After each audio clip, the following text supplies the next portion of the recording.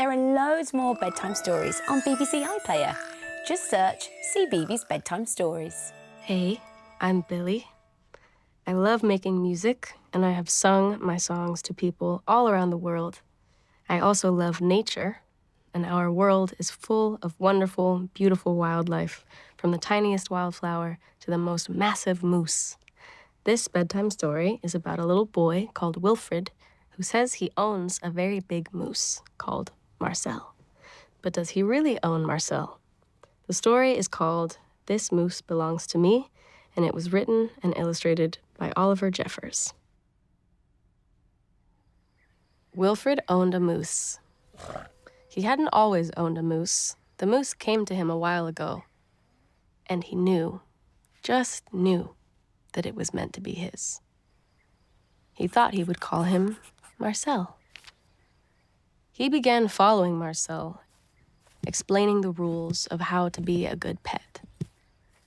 Much of the time, it seemed as though the moose wasn't listening, but Wilfred knew he was, mostly because he followed Rule 4 very well.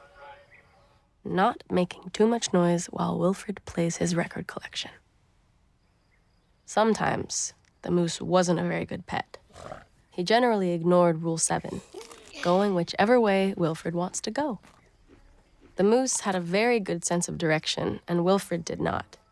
And because the moose was particularly poor on Rule 7, subsection B, maintaining a certain proximity to home, Wilfred quickly learned to bring some string along on their outings so he could find his way back home. Sometimes the moose was an excellent pet. He had no trouble with Rule 11, providing shelter from the rain. Or Rule 16, knocking down things that are out of Wilfred's reach. One day, as Wilfred discussed their plans for the coming year on a particularly long walk, he made a terrible discovery. Someone else thought they owned the moose. "Rodrigo, you're back." Wilfred was dumbstruck. This moose was Marcel, not Rodrigo. The old lady was mistaken, and Wilfred thought it only proper that he correct her. "This moose belongs to me," he explained. And to prove it, he called Marcel, "Heel." But the moose did not respond. He seemed more interested in the old lady. "Good, Rodrigo." "Fine." Embarrassed and enraged, Wilfred rushed off for home. But in his haste, and miles from anywhere, he tripped over his string and got tangled up. And there he lay. Wilfred was beginning to get a little bit worried. It was past his home time now, and the monsters would be out soon. He had just ruled out the last of his options when along came the moose and performed Rule 73 brilliantly, rescuing your owner from perilous situations.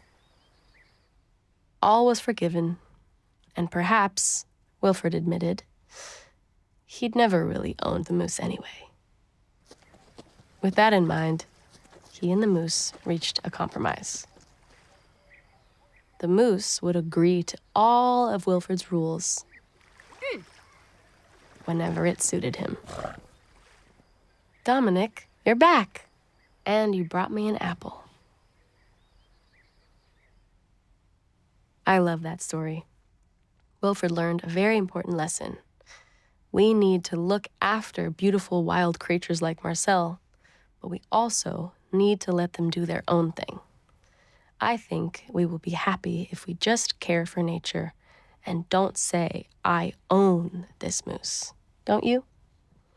Now, it's time for you to go to sleep, and I wonder what beautiful animals you might see in your dreams tonight. Sleep tight. There are loads more bedtime stories on BBC iPlayer. Just search CBeebies Bedtime Stories.